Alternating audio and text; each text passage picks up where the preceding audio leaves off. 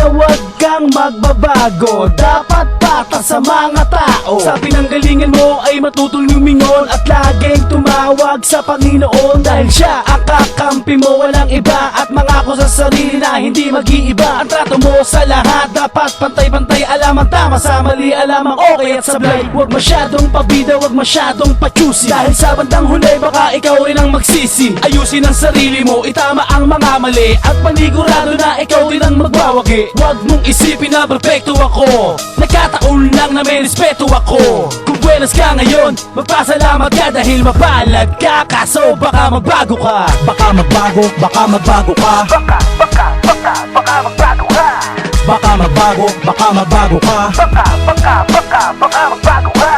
Baka magbago, baka magbago ka. Baka magbago ka.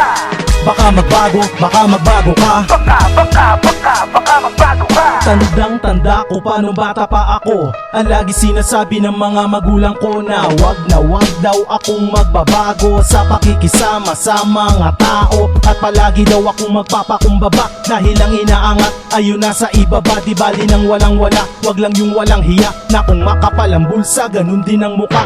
Kaya naman hindi ko kayang kalimutan ang paalala ng aking mga magulang na kung ikaw ay nasa tamang direksyon, nasa sayo na rin ang mga pagkakataon na galangit. Respetuhin ng mga tao, nasa sayo na kung di mo kayang magbago. Wala naman kasing makakapigil sa iyo. Ang sakin lang naman wag lalaki ang ulo mo. Baka magbago, baka magbago ka. Baka magbago ka.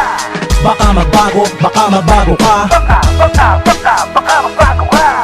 Baka magbago, baka magbago ka. Baka magbago ka.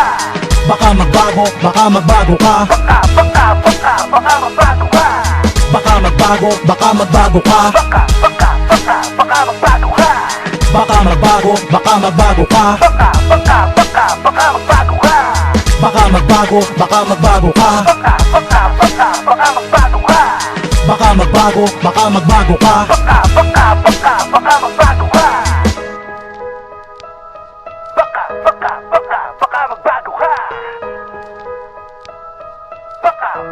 Baka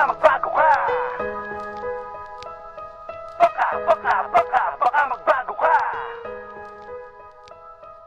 Baka magbago ka.